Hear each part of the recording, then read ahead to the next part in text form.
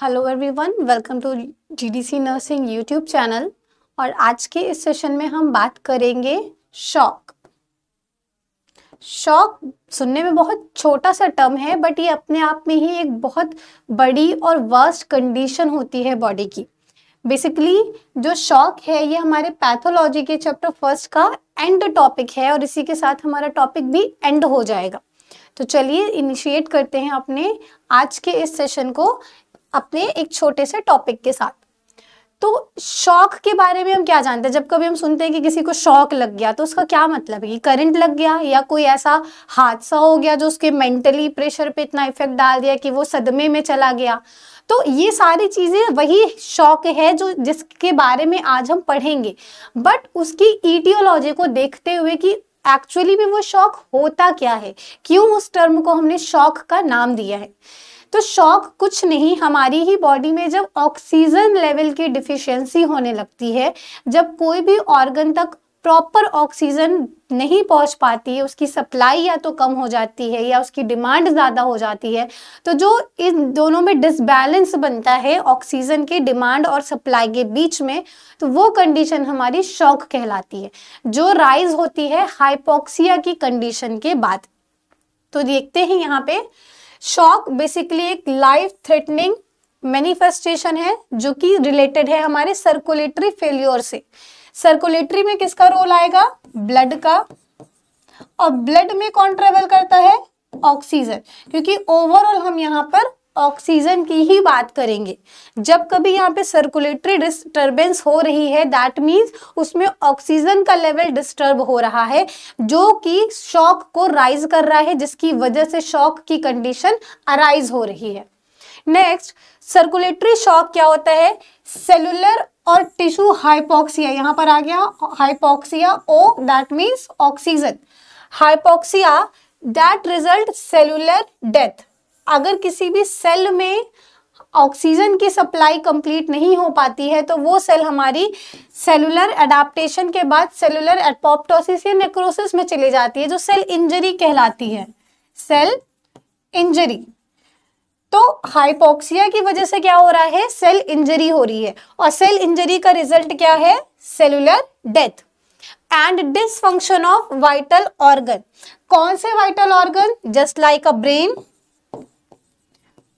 Lungs, heart, kidney, ये सारे हमारे वाइटल्स ऑर्गन आते हैं जो ऑक्सीजन से अफेक्टेड हो जाते हैं जब ऑक्सीजन की डिफिशियंसी होती है हमारी बॉडी में। तो वाइटल ऑर्गन, जैसे अगर ब्रेन में कोई भी इफेक्ट आ रहा है, ब्रेन में प्रोसेसिंग स्लो हो रही है, ऑक्सीजन लेवल कम हो रहा है, तो ब्रेन की वजह से नंबनेस आने लगती है, इंसान कोमा में भी जा सकता है, जो कि एक बुरी कंडीशन है। लंग्स में अगर ऑक्सीजन की परमेबिलिटी प्रॉपर नहीं हो पाएगी तो अस्थमा या कंजेशन जैसी प्रॉब्लम आने लगेगी। हार्ट की वजह से मायोकार्डियल इंफ्रैक्शन या हार्ट अटैक या कार्डियक शॉक आ सकता है।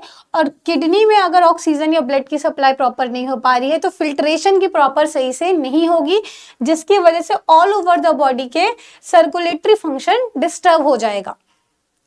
देन आगे है, shock are reversible in early stage. अगर ये इनिशियली स्टेज में हो रहा है, जस्ट कुछ ही ऑर्गन तक हमारे ऑक्सीजन की सप्लाई कंप्लीट नहीं हुई है, तो वो अर्ली सिम्टम है, स्टेज जल्दी है, तो हम उसको वहां से रिकवर कर सकते हैं। ऑक्सीजन की सप्लाई पहुंचा के ऑक्सीजन मास्क दे सकते हैं, ब्लड वॉल्यूम बढ़ा सकते हैं, वाटर इनटेक कर सकते हैं, बॉडी को हाइड्रेट बना सकते हैं। तो इन सारी चीजों से हम उस कंडीशन को क्या करेंगे? वापस से रिटेन कर लेंगे। बट अगर वही बहुत टाइम लग जाता है इन्वेस्टिगेट करने में, इनिशिएट करने में, तो वो ट्रीटमेंट क्या हो जाएगा?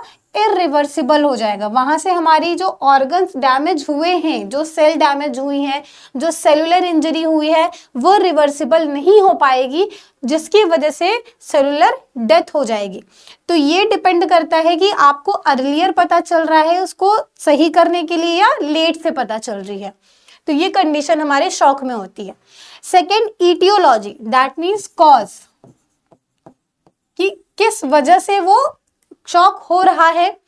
तो जो शॉक है वो क्या हो रहा है? Basically decrease oxygen delivery, increase oxygen consumption और इनएडिक्वेट ऑक्सीजन यूटिलाइजेशन। यहाँ पर है एक बैलेंस बना के अगर हम चलें, ये ऑक्सीजन की डिमांड है, दैट इज अ डिमांड, और इधर ऑक्सीजन की सप्लाई हो रही है। अगर ये दोनों बैलेंस फॉर्म में है, जितनी हमने डिमांड की है उतनी हमारी सप्लाई है, तो जो भी सेलुलर फंक्शन है वो अपने प्रॉपर वे से चलेंगे, उसकी पैथोजेनेसिस में कोई भी दिक्कत नहीं आएंगी, वो हमारी हीमोस्टैसिस को मेंटेन रखेंगी। यहाँ पर हमारी होम्योस्टैसिस क्या रहेगी, वेट नॉट, यहाँ पर हमारा टर्म आएगा होम्योस्टैसिस। होम्योस्टैसिस मेंटेन रहेगी, मेंटेन रहने से इसमें कोई भी चेंजेस नहीं आएंगे। बट जब कभी कंडीशन होम्योस्टैसिस से बाहर निकल जाती है, होम्योस्टैसिस से बाहर निकल जाती है, तो इसमें दो कंडीशन आ सकती है। पहली कंडीशन, फर्स्ट कंडीशन अगर हम देखें, फर्स्ट कंडीशन पे अगर हम आते हैं तो ऑक्सीजन की सप्लाई ज्यादा हो गई है या और यूटिलाइजेशन उसका ज्यादा हो गया है और सप्लाई उसकी कम हो गई है, सप्लाई कम हो गई, यूटिलाइज ज्यादा हो रहा है, तो ये भी क्या हो जाएगा, डिसबैलेंस हो जाएगा। सेकंड जो आ सकता है, सेकंड आएगी हमारी ऑक्सीजन की डिमांड, सप्लाई ही पूरी नहीं हो पा रही है, इनसफिशिएंट हो रही है, इनसफिशिएंट सप्लाई, और यहां पर उसकी डिमांड तो ज्यादा थी पर सप्लाई कम नहीं हो पाई, इनसफिशिएंट हो गई।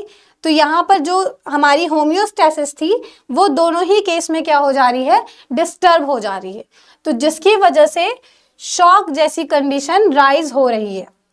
तो इसकी ईटियोलॉजी अगर हम देखेंगे तो वो टोटल 4 रीजन होते हैं हमारे, जिसकी वजह से शॉक जनरेट होता है। फर्स्ट कॉज होता है, first cause is a distributive shock, पहला होता है डिस्ट्रीब्यूटिव शॉक। इस शॉक के अंदर भी फर्दर सब क्लासिफिकेशंस होते हैं, जैसे कि septic shock, systemic inflammatory response syndrome, anaphylactic shock, neurogenic shock and last is endocrine shock. तो डिस्ट्रीब्यूटिव शॉक में क्या हो रहा है, जब डिस्ट्रीब्यूटिव से नाम हो रहा है उसका डिस्ट्रीब्यूशन का, डिस्ट्रीब्यूशन ऑफ व्हाट, ऑक्सीजन। तो सेप्टिक शॉक में क्या हो रहा है, sepsis that means any kind of infection. जब इन्फेक्शन हमारे सर्कुलेटरी सिस्टम में पहुंच जाता है तो जो सेलुलर मेटाबॉलिक प्रॉपर्टी होती है बॉडी की, मैकेनिज्म मेटाबॉलिक प्रॉपर्टी जो होती है वो डिस्टर्ब हो जा रही है, तो जिसकी वजह से कुछ एबनॉर्मेलिटीज राइज होंगी जो टिश्यू में हाइपोपरफ्यूजन क्रिएट करेंगी। Hypo that means low, perfusion that means distribution, distribution. तो लो डिस्ट्रीब्यूशन किसका हो जाएगा, ऑक्सीजन का, जो क्या रेट करेगा, हाइपोटेंशन, ब्लड प्रेशर को डिक्रीज कर देगा, डिक्रीज ब्लड प्रेशर। और अगर ब्लड प्रेशर डिस्टर्ब हो गया है, डिक्रीज हो गया है, तो जाहिर सी बात है हमारा ब्लड का फ्लो कम हो गया है। ब्लड के फ्लो कम होने की वजह से ब्लड में जो भी कंपोनेंट्स थे वो सारे के सारे क्या हो जाएंगे, ऑर्गन्स तक सफिशिएंट नहीं पहुंचेंगे, और उन्हीं सब कंपोनेंट्स में हमारा एक कंपोनेंट था ऑक्सीजन। सिस्टमिक इन्फ्लामेटरी रिस्पॉन्स की अगर बात करें तो बहुत सारे इन्फ्लामेटरी मीडिएटर्स होते हैं जो कभी भी रिलीज होते हैं, तो उन जब इन्फेक्शियस कॉज होता है तो उनमें वो रिलीज होते हैं, तो वो बॉडी की जो ऑर्गन ऑक्सीजन है उसको अपने आप में एब्जॉर्ब कर लेते हैं, क्योंकि उन्हें भी जरूरत होती है ऑक्सीजन की एक्स्ट्रा काम करने के लिए। तो यहाँ पर सिस्टमिक इन्फ्लामेशन की वजह से भी शॉक कंडीशन राइज हो सकती है।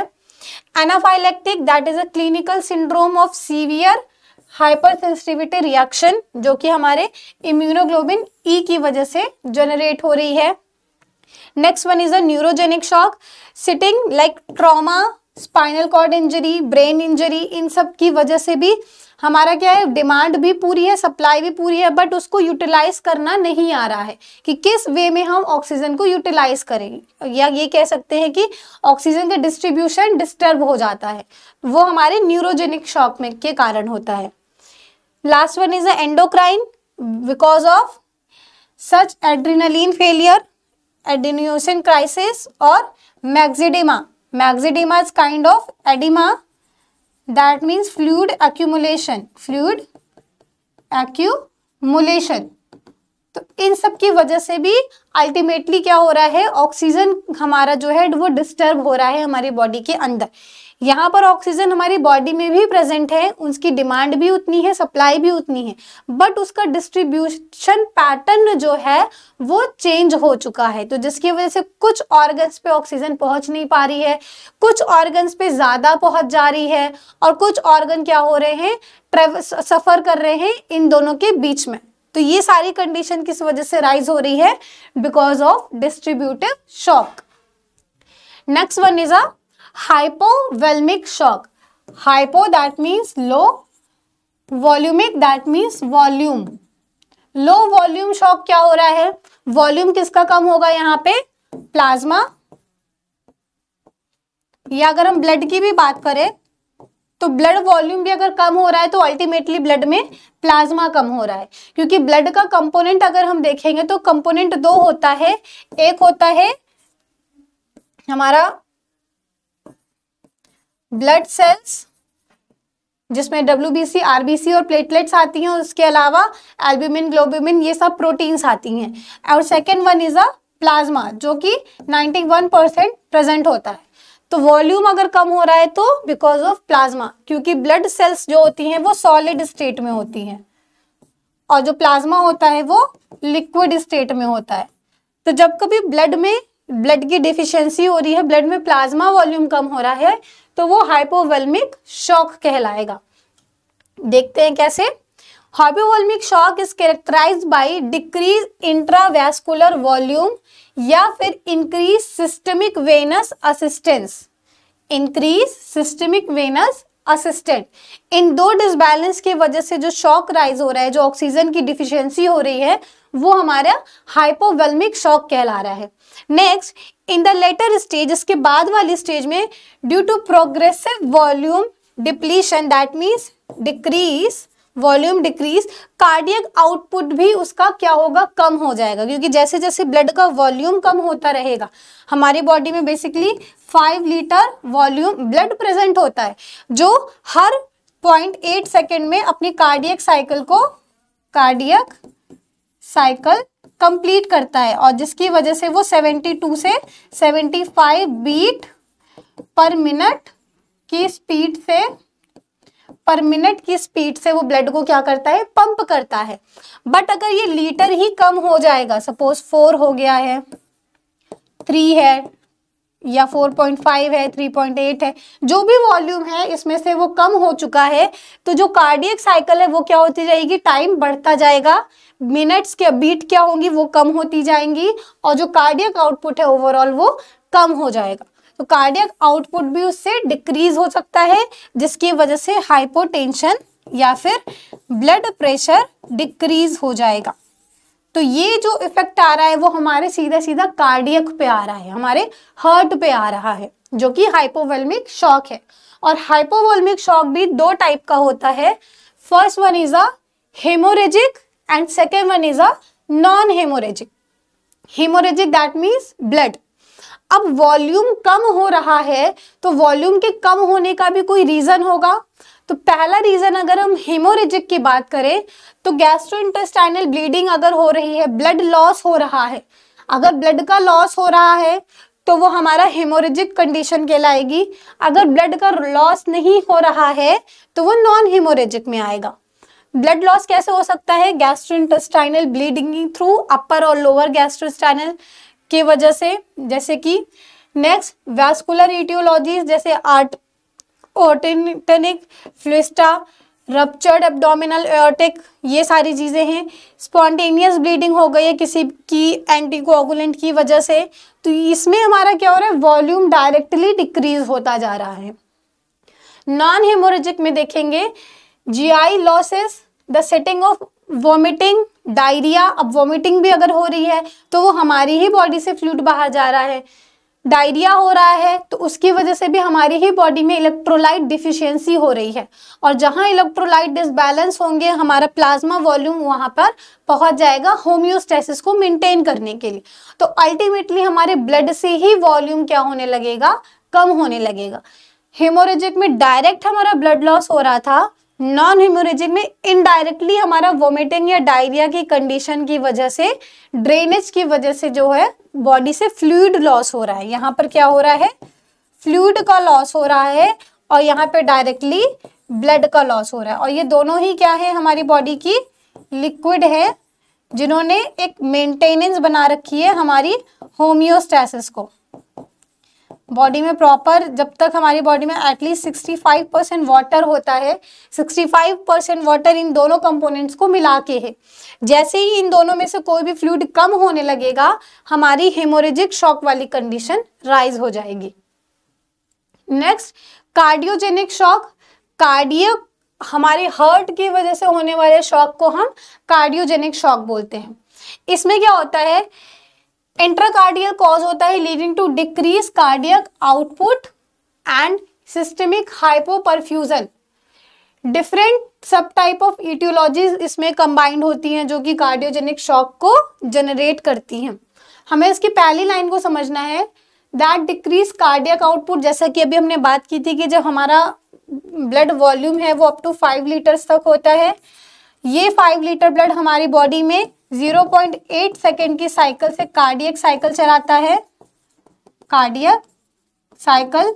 और ये कार्डियक साइकिल 72 से 75 बीट पर मिनट के अमाउंट से हमारे कंप्लीट 5 लीटर ब्लड को थ्रू आउट द बॉडी फिर से सर्कुलेट करती है।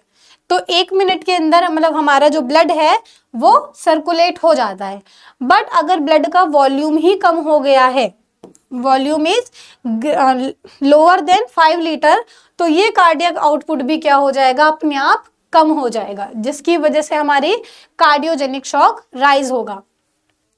बेसिकली इसमें जो होता है अक्यूट मायोकार्डियल इंफ्रैक्शन की वजह से ये चीजें हो सकती है। More than 40% of left ventricle क्या होता है, राइट वेंट्रिकुलर मायोकार्डियल इंफ्रैक्शन होता है। इसमें ये जो लेफ्ट और राइट है, इसमें हमारे वेंट्रिकल्स में वॉल्यूम ऑफ ब्लड क्या होता है वो कम हो जाता है।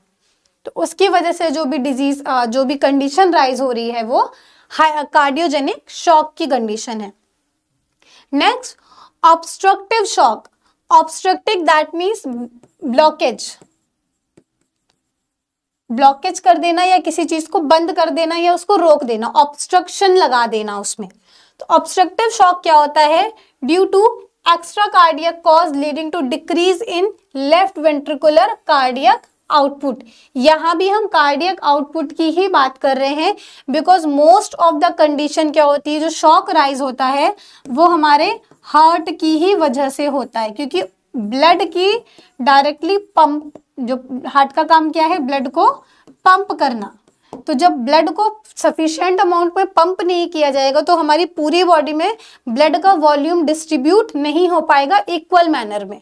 तो जब कार्डियक में या हार्ट में कोई भी प्रॉब्लम होती है तो अदर ऑर्गन को ऑक्सीजन की डिफिशियंसी झेलनी ही पड़ती है। बट अगर वो कम टाइम के लिए है, शॉर्टर ड्यूरेशन के लिए है, तो वो कंडीशन फिर से सही हो जाएगी।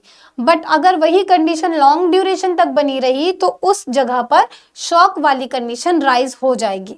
तो पैथोजेनेसिस की अगर हम बात करें, पैथोजेनेसिस ऑफ शॉक, कि शॉक हो क्यों रहा है या किस वजह से हो रहा है, इसको हम एक टेबल के फॉर्म से समझते हैं।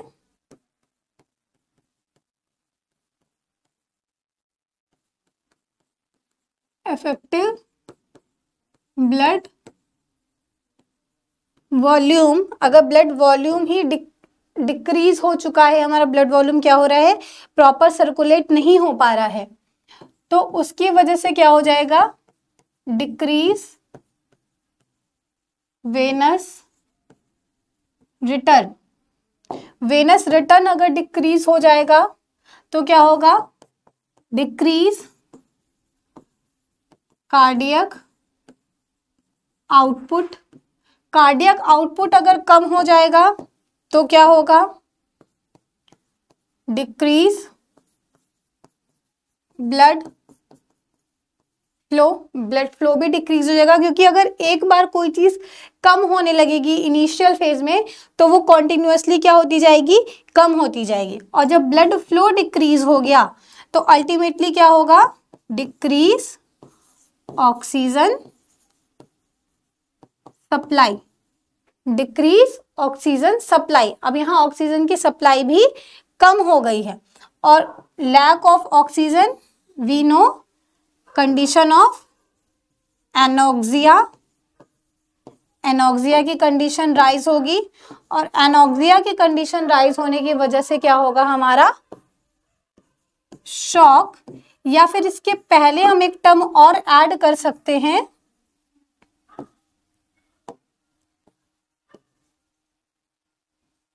मल्टीपल ऑर्गन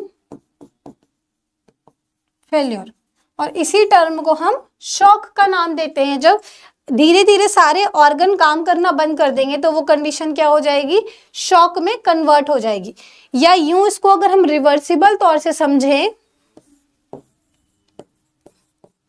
अगर बॉडी में कोई शॉक लग रहा है, सपोज इलेक्ट्रिक शॉक लग रहा है या कोई मेंटली शॉक लग रहा है कि ऐसी बात हमने सुन ली है जिसकी वजह से हमें बहुत ज्यादा सदमा लग गया हो, तो क्या होगा, अगर हम इसको रिवर्सिबल तौर से समझें तो जैसे ही ये शॉक एज अ इनपुट आया, इनपुट क्या आया, स्टिमुलस आया शॉक, या तो आइदर बाय करंट और बाय एनी न्यूज जो कि हमें बहुत सी ज्यादा अनएक्सपेक्टेड थी, उसकी वजह से क्या कंडीशन राइज होगी, एनोरेक्सिया की कंडीशन अराइज होगी।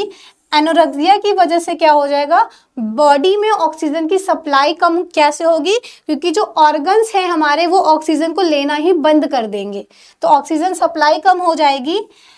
ऑक्सीजन का जब फ्लो नहीं होगा तो हमारी बॉडी में ब्लड का फ्लो भी क्या हो जाएगा, स्लो डाउन हो जाएगा। स्लो डाउन होने की वजह से कार्डियक आउटपुट ऑटोमेटिकली कम हो जाएगा। कार्डियक आउटपुट के कम होने से वेनस रिटर्न भी हो जाएगा और जिसकी वजह से क्या होगा, ब्लड वॉल्यूम अल्टीमेटली डिक्रीज हो जाएगा। तो हम इसको दोनों तरह से समझ सकते हैं।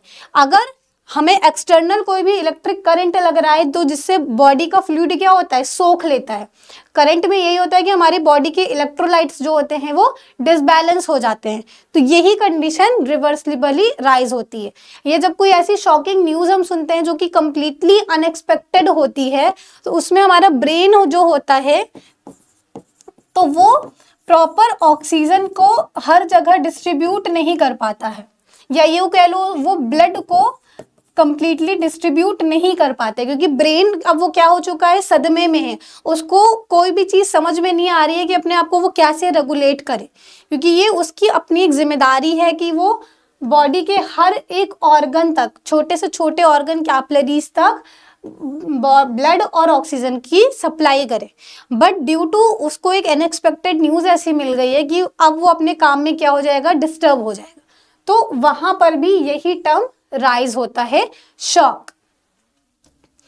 अगर हम दूसरी तरह से समझे, हाइपोवोल्मिक शॉक की तरह अगर समझे, तो अगर हेमोरेज हो रहा है, ब्लड लॉस हो रहा है, तो दो कंडीशन राइज होगी, एनीमिया, ब्लड का में आरबीसीज की डिफिशियंसी, या हाइपोवोल्मिक, अब यहाँ पे क्या है, वॉल्यूम कम हो गया है। वॉल्यूम कम होने की वजह से क्या होगा, एक्यूट रीनल इनसफिशिएंसी, क्योंकि जो भी ब्लड का वॉल्यूम है वो अल्टीमेटली हमारे किडनी में जाना है और किडनी का काम है उसको प्यूरिफाई करना, तो रीनल में जो नेफ्रॉन्स की सेल है, इंडिविजुअल नेफ्रॉन्स में प्रॉपर ब्लड सप्लाई नहीं होगी तो रीनल जो सेल है वो क्या हो जाएगा, इनसफिशिएंसी हो जाएगी उसमें ब्लड की, तो जिसकी वजह से इंटॉक्सिकेशन कंडीशन राइज होगी, जो क्या करेगा, सेंट्रल नर्वस सिस्टम और अदर ऑर्गन पे इफेक्ट डालेगा। सेकेंडली, अगर डिसऑर्डर ऑफ हीमोडायनामिक्स, ब्लड से रिलेटेड कोई डिजीज हो गई है तो वो ऑक्सीजन सप्लाई नहीं कर पाएगा, ऑक्सीजन की सप्लाई क्या होगी, सफिशिएंट नहीं हो पाएगी, जिससे हाइपोक्सिया की कंडीशन राइज होगी और अगेन सेंट्रल नर्वस सिस्टम और अदर ऑर्गन क्या होंगे, अफेक्टेड होंगे। हेमोरेज के थ्रू अगर एनीमिया हुआ है, एनीमिया में भी क्या कंडीशन राइज होगी, हाइपोक्सिया, क्योंकि हीमोग्लोबिन ही होता है जो ऑक्सीजन को बाइंड करके रखता है, तो lack of haemoglobin, lack of oxygen, condition rise hypoxia. दूसरी तरफ हाइपोक्सिया की वजह से क्या होगा, ब्लड में एसिडोसिस होगी, ब्लड में एसिडिक कंडीशन इंक्रीज हो जाएगी, ब्लड का पीएच चेंज हो जाएगा, तो जिसकी वजह से नर्वस सिस्टम और अदर ऑर्गन पे फिर से इफेक्ट पड़ेगा, क्योंकि जब तक हमारा बॉडी का पीएच मेंटेन नहीं रहेगा, जब तक पीएच नॉर्मल है, सारे ऑर्गन अपना फंक्शन करेंगे।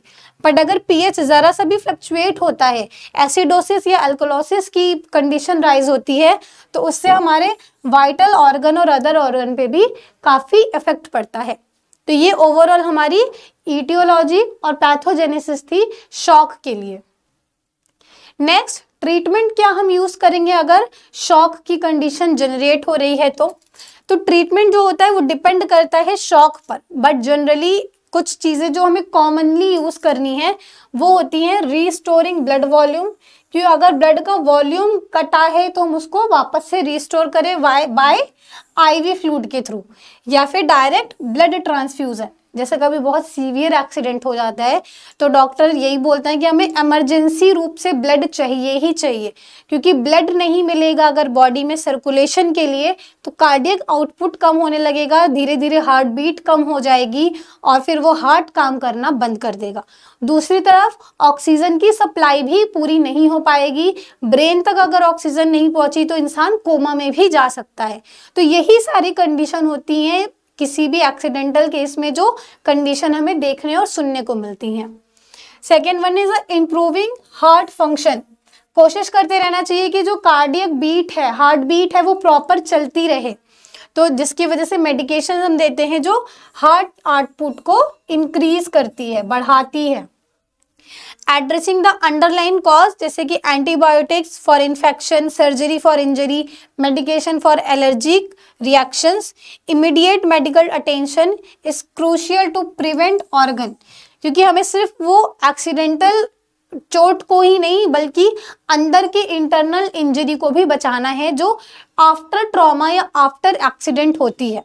तो अगर इंटरनल कोई हेमोरेज हो गया है, इंटरनल रूप से कोई भी फ्लूइड लॉस हो रहा है, तो हमें पहले उसे रिकवर करना है, देन आफ्टर जहाँ भी हमारा ट्रॉमा है, इंजरी है, चोट है, उसको रिपेयर और हील करना है।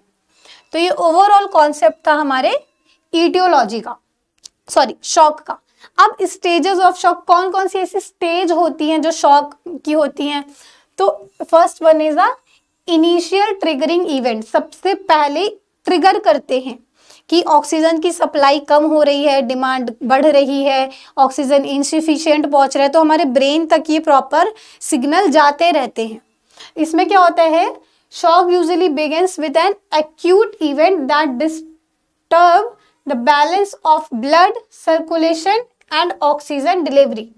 जितने भी अमाउंट में हमारा ब्लड डिस्ट्रीब्यूट हो रहा है उसमें अमाउंट में हमारी ऑक्सीजन की भी सप्लाई होनी चाहिए। दैट मीन्स ब्लड हमारा प्यूरिफिकेशन, ब्लड प्रॉपर होते रहना चाहिए। सेकेंड, हाइपोवेलमिया, इसकी एक कंडीशन होती है, अगर वॉल्यूम ही कम हो जाएगा तो ऑक्सीजन ऑटोमेटिक कम हो जाएगी। कार्डियक डिसफंक्शंस, कार्डियक आउटपुट घट जाएगा तो ब्लड की सप्लाई कम हो जाएगी। सीवियर इन्फेक्शंस, और कोई भी बॉडी में हमारे ब्लड में इन्फेक्शन है तो वो माइक्रोब्स क्या करेंगे, ऑक्सीजन को अपने में अब्जॉर्ब कर लेंगे, हमारे ऑर्गन तक नहीं पहुंचाएंगे। न्यूरोजेनिक फैक्टर्स, ब्रेन में अगर कोई भी ऐसा फैक्टर हो रहा है जो सप्लाई को डिस्टर्ब कर रहा है कि एक ऑर्गन तक ज़्यादा से ज़्यादा जा रही है ऑक्सीजन, दूसरे पे पहुंच ही नहीं पा रही है। ऑब्स्ट्रक्टेड ब्लड फ्लो, अगर ब्लड में कहीं थ्रोम्बोसिस बन गया है या फिर वहाँ पे इम्बोलस बन गया है तो वहाँ पे उसके आगे वाले ऑर्गन पे ऑक्सीजन नहीं पहुँच पाएगी। तो ये हमारा इनिशियल ट्रिगरिंग इवेंट था जो इनिशिएट कर रहा है शॉक की कंडीशन को राइज करने के लिए। सेकेंड फेज होती है इसकी, that is the second one, progressive stage, कि अब वो चीज कॉन्टिन्यूसली कांस्टेंट होने जा रही है। एंड ऑर्गन डिसफंक्शन, अगर शॉक को रिवर्स नहीं किया गया, उसको जो बॉडी में वो सिग्नल भेज रहा था उस सिग्नल के अकॉर्डिंग हमारा ऑक्सीजन सप्लाई पूरी नहीं हो पाई, डिमांड पूरी नहीं हो पाएगी, तो उसकी वजह से क्या होगा, हमारे सिस्टमिक टिश्यू और ऑर्गन क्या होने लगेंगे, डैमेज होने लगेंगे। और उसके डैमेज होने की वजह से हमारा मल्टीपल ऑर्गन क्या होगा, फेल्योर हो जाएगा। जैसे कि हमारी किडनी प्रॉपर काम नहीं करेगी, लंग्स हमारा काम नहीं करेगा, हार्ट हमारा काम नहीं करेगा। और ये तीनों का काम करना बहुत ही ज़रूरी है, बिकॉज ये तीनों ही हमारे ब्लड से रिलेटेड हैं। किडनी का काम है ब्लड को प्यूरिफाई करना, फिल्ट्रेशन करना। लंग्स का काम है उसको प्यूरिफाई करना। किडनी का काम है ब्लड को फिल्टर करना। और हार्ट का काम है ब्लड को पंप करना। तो जब तक ये तीनों चीज़ें कंडीशन बराबर नहीं होंगी, हमारा जो शॉक है वो कंडीशन राइज हो जाएगी। Third one is a irreversible stage. अब यहाँ पर अगर हमने कॉन्स्टेंटली ऑक्सीजन की सप्लाई पूरी नहीं की तो वो सेल इंजरी क्या हो जाएगी, सेल डेथ में कन्वर्ट हो जाएगी। वहां पर हमारी सेल क्या हो जाएगी, डेथ हो जाएगी। वो एपोप्टोसिस में चली जाएगी, वो नेक्रोसिस में चली जाएगी। तो ये सारी चीजें उसमें देखने को मिल सकती हैं। तो इसी के साथ हमारा ये जो टॉपिक था छोटा सा शॉक, वो कंप्लीट हो गया है। इसमें अभी एक छोटा सा और एक हमारा टर्म है, उसके बारे में हम नेक्स्ट क्लास में डिस्कस करेंगे। अगर आपको इस लेक्चर से रिलेटेड कोई भी डाउट है तो आप कमेंट करके हमें ज़रूर बताइएगा। और अगर आपको ये वीडियो पसंद आई हो तो प्लीज़ लाइक ज़रूर कीजिएगा, क्योंकि आपका जो भी सिग्नल होगा हमारे लिए वो हमें एक इम्प्रूव करने का मौका देगा कि आपके लिए हम बेहतर से बेहतर अपनी टेक्निक्स को और अपनी टीचिंग मेथड को इन्वॉल्व कर सके, उसको चेंज कर सके। So thanks for watching. Do like share and subscribe. Take care.